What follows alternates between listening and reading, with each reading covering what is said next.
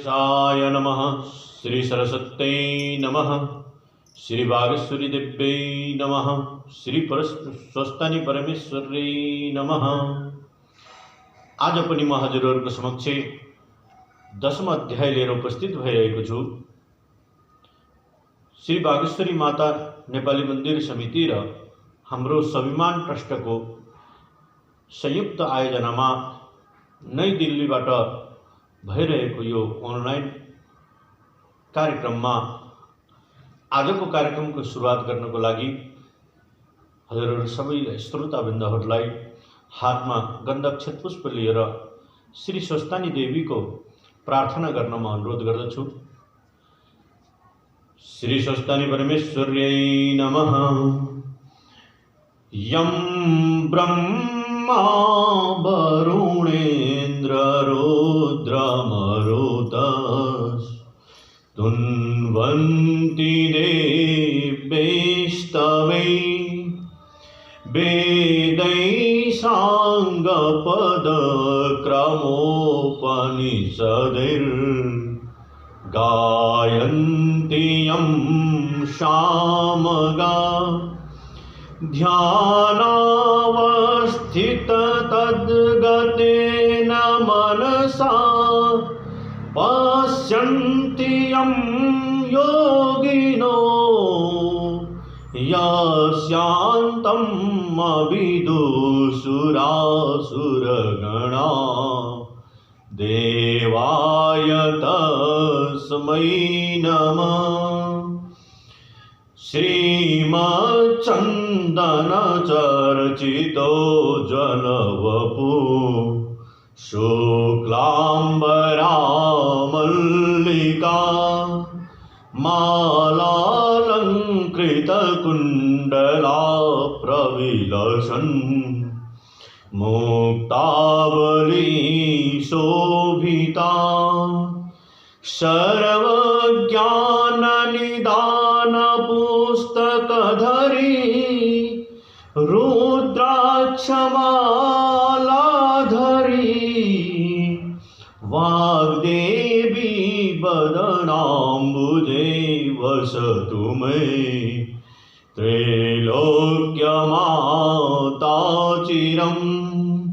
मूकं करोति वाचालं पुंगुं लङ्घयति गिरं यत्कृपातमहं वन्दे परमानन्दमाधवम्।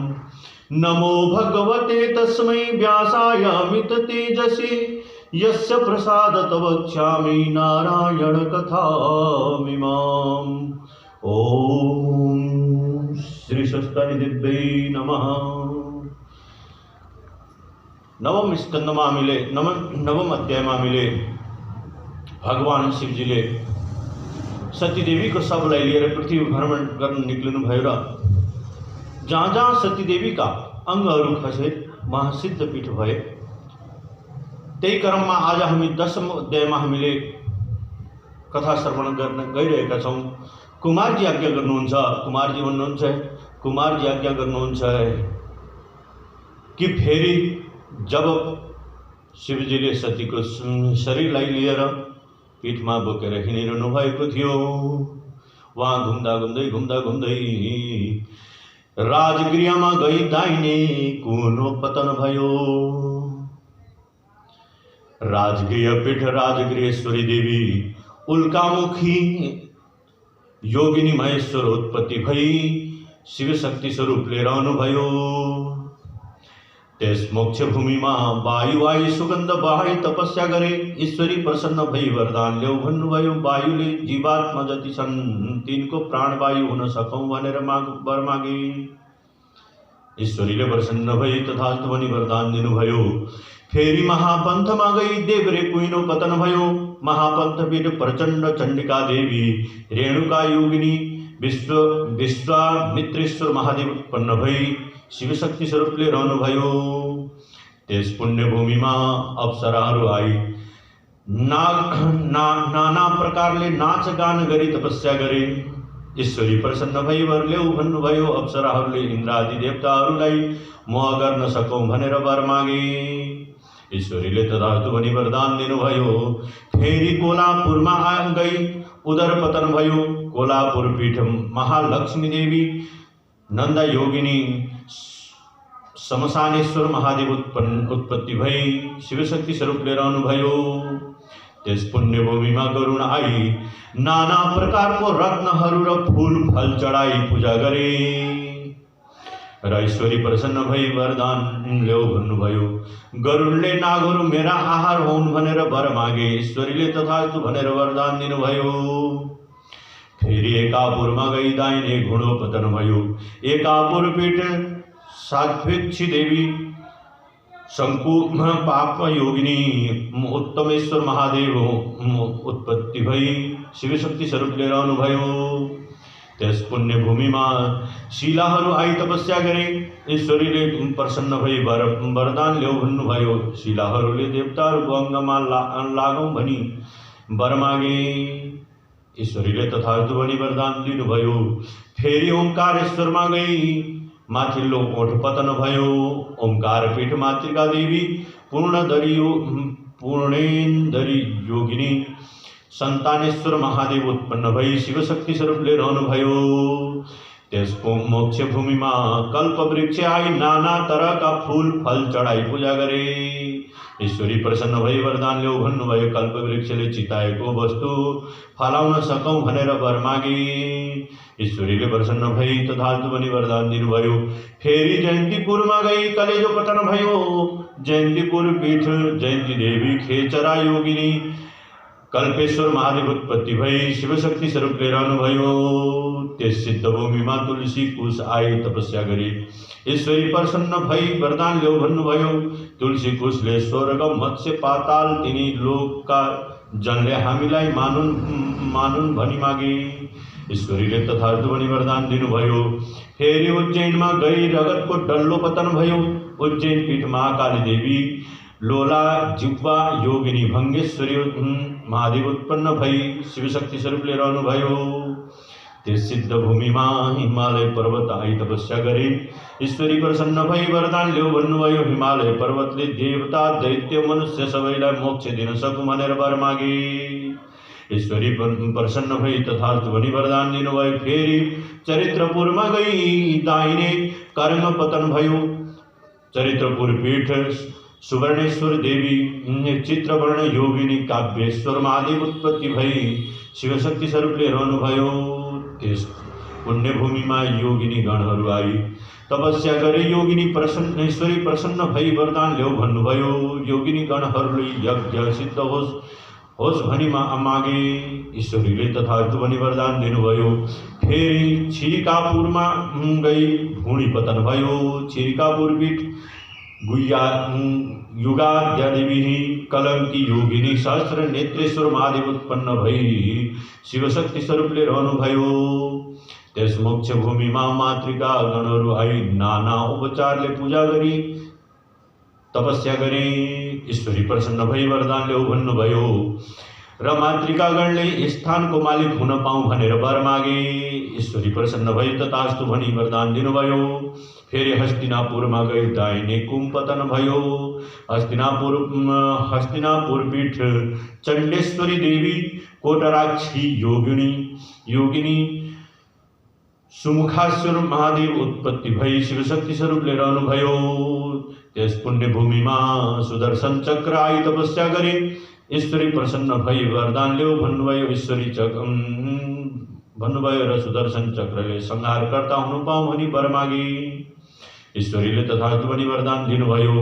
फेरि उडियानमा गई शिर पतन भयो। उडियान पीठ विमला देवी पिंगलाक्षी योगिनी यज्ञेश्वर महादेव उत्पत्ति भई शिवशक्ति स्वरूपले रहनुभयो। त्यस सिद्ध भूमिमा हनुमान आई नाना तरहका फूल फल चढाई कूदी खेली पूजा गरे।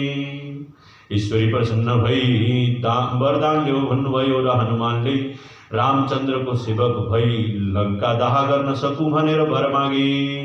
ईश्वरी प्रसन्न भई तथास्तु भनेर वर दिनुभयो। फेरि प्रयागमा गई फोक्सो पतन भयो। प्रयाग पीठ सुन्दरी देवी सिंह प्रजन घा योगिनी महेन्द्रेश्वर महादेव उत्पत्ति भई शिवशक्ति स्वरूपले रहनुभयो। त्यस पुण्य भूमिमा 10 अवतार आई तपस्या गरे। ईश्वरी प्रसन्न भई वरदान ल्याऊ भन्नुभयो। 10 अवतारले सत्य त्रेता द्वापर कली 4 युगमा दैत्य संहार गर्न सकौं भनी मागे। ईश्वरीले तथास्तु भनी वरदान दिनुभयो। फेरि विश्वमा गई मृगोला पतन भयो। विश्वपीठ भङ्गेश्वरी देवी झङ्काली योगिनी कुण्डलेश्वर महादेव उत्पत्ति भई शिवशक्ति स्वरूपले रहनुभयो। त्यस पुण्य भूमिमा विश्वकर्मा आई चित्र विचित्रका देवालयहरू बनाएर तपस्या गरे। ईश्वरी प्रसन्न भई वरदान ल्याऊ भन्नुभयो। विश्वकर्माले मेरो कीर्ति सत्य त्रेता द्वापर कली 4 युगमा स्थिर रहोस् भनी मागे। ईश्वरीले तथास्तु भनी वरदान दिनुभयो। फेरि मायापुरमा गई फियो पतन भयो। मायापुर पीठ माया देवी चञ्चला योगिनी तपस्वेश्वर महादेव उत्पत्ति भई शिवशक्ति स्वरूपले रहनुभयो। त्यस तपोभूमिमा 64 लिङ्ग आई ध्यान जप गरे। ईश्वरी प्रसन्न भई वरदान माग भन्नुभयो र 64 लिङ्गले स्वयम्भू लिङ्ग भई रहौं भनी वर मागे। ईश्वरीले तथास्तु भनी वरदान दिनुभयो। फेरि मल्लगिरीमा गई पाउँ कुम पतन भयो। मल्लगिरी पीठ मल्लिका देवी कोकरा योगिनी उत्पत्ति कुलित देवी कोकरा योगिनी कुलोत्पन्नेश्वर महादेव उत्पत्ति भई शिवशक्ति स्वरूपले रहनुभयो। त्यस पुण्य भूमिमा भूत प्रेत पिशाच आई नाची खेली सेवा गरेर तपस्या गर्दा भए। ईश्वरी प्रसन्न भई वर माग भन्नुभयो। भूत प्रेत पिशाचले सधैँ तपाईका नजिक बस्न पाऊँ भनी वर मागे। ईश्वरीले तथास्तु भनी वरदान दिनुभयो। फेरि मलयागिरीमा गई आसन पतन भयो। मलयागिरी पीठ वज्रेश्वरी देवी कमला योगिनी जागेश्वर महादेव उत्पत्ति भई शिवशक्ति स्वरूपले रहनुभयो। त्यस पुण्य भूमिमा सत्य आई तपस्या गरे। ईश्वरी प्रसन्न भई वरदान ल्याऊ भन्नुभयो। तपस्याले सत्यमा रहनेलाई उद्धार गर्न सकूं भनेर वर मागे। ईश्वरीले तथास्तु भनी वरदान दिनुभयो। फेरि सेनामा गई मुकुट पतन भयो। सेनापीठ उमा देवी अष्टवक्र योगिनी कोकेश्वर महादेव उत्पत्ति भई शिवशक्ति स्वरूपले रहनुभयो।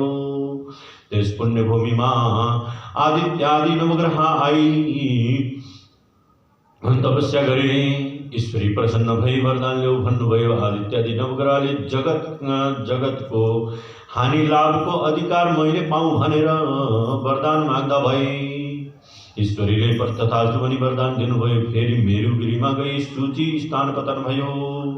मेरुगिरी पीठ पूर्ण देवी कपालिनी योगिनी जिह्वा पतेश्वर महादेव उत्पत्ति भई शिवशक्ति स्वरूपले रहनुभयो।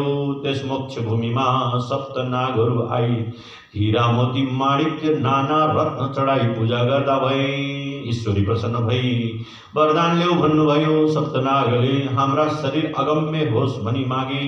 ईश्वरीले तथास्तु भनी वरदान दिनुभयो। फेरि भनी महेन्द्रमा गई दाहिने दिघ्रा पतन भयो। महेन्द्रपीठ इंद्राक्षी देवी ऊर्ध्वगामिनी योगिनी तारकेश्वर महादेव उत्पत्ति भई शिवशक्ति स्वरूपले रहनुभयो। त्यस पुण्य भूमिमा लक्ष्मी आई नाना प्रकारको द्रव्य चढाई सेवा गर्दा भइन्। ईश्वरी प्रसन्न भई वर माग भन्नुभयो। लक्ष्मीले कार्तिक कृष्ण पक्षको अमावस्याका दिन सम्पूर्ण जगतले मेरो पूजा गरी सम्पन्न गरून् भनेर माग्नुभयो। ईश्वरीले तथास्तु भनी वरदान दिनुभयो। फेरि बानरपुरमा गई बाएं तिघ्रो पतन भयो। बानरपुर पीठ कामेश्वरी देवी भैरुंडा योगिनी वेदांतेश्वर महादेव उत्पत्ति भई शिवशक्ति स्वरूपले रहनुभयो।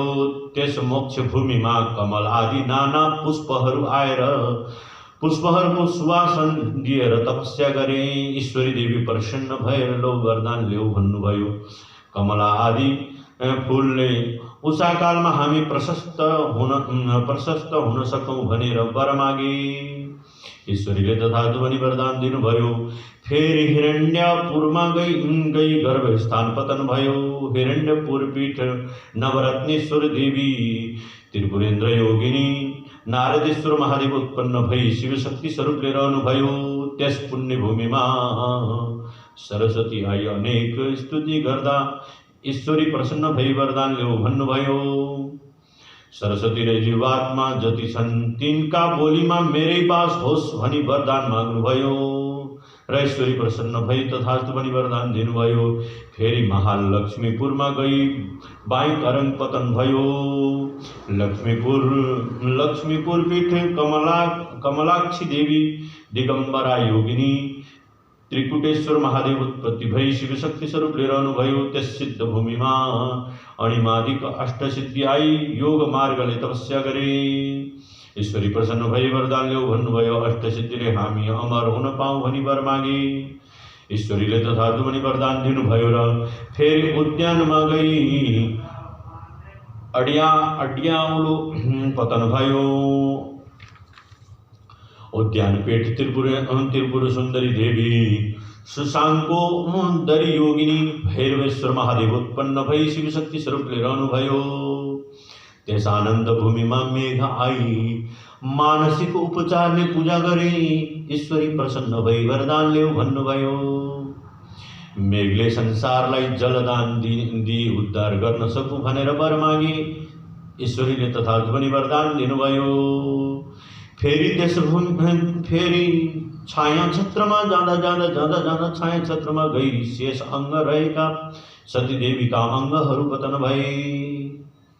छाया छत्रपीठ छत्रेश्वरी देवी सुशंकोदरा योगिनी पिशाचेश्वर महादेव उत्पत्ति भई शिवशक्ति स्वरूप रहनुभयो। त्यस पुण्य भूमि में अष्ट भैरव आई नाना बलि उपचारले पूजा गर्दा भई। ईश्वरी प्रसन्न भई वरदान ल्याऊ भन्नुभयो। भैरवले मातृका गणहरूको अधिपति हुन पाऊँ भनेर वर मागे। ईश्वरीले तथास्तु भनी वरदान दिनुभयो। हे अगस्त्य मुनि यस्ता तरह तरहले जहाँ सती देवीको एक एक अंग पतन भयो तहाँ तहाँ एक एक पीठोत्पत्ति भयो र जहाँ अंगहरू खसे त्यहाँ पीठको उत्पत्ति हुनु गयो र सब पीठको संख्या गर्दाखेरि 7.5 कोटी छ। तर 7.5 कोटी छ। त्यसमध्ये 50 पीठको मात्र दर्शन गरेपछि इच्छा सिद्धि हुन्छ। मनमा लागेका कुराहरू सिद्धि हुन्छन्। सम्पूर्ण पाप नाश हुन्छ। मनुष्य जन्म भई 50 पीठमा एक पीठको पनि दर्शन गर्न नसक्ने भए त्यसको जन्म व्यर्थ हुनेछ भनी चतुर्मुख ब्रह्माले आज्ञा गर्नुभएको छ। इति श्री स्कंद पुराणे केदारखंडे महात्म्ये कुमार अगस्त्य संवादे श्री स्वस्थानी परमेश्वरी व्रत कथा पीठोत्पत्ति वर्णनम नाम 10मो अध्याय। गरौ भजन श्री स्वस्थानी माता को गरौ भजन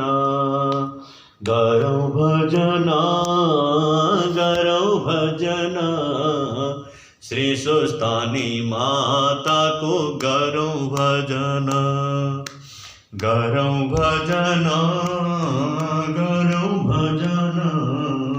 श्री स्वस्थानी माता को गरौ भजन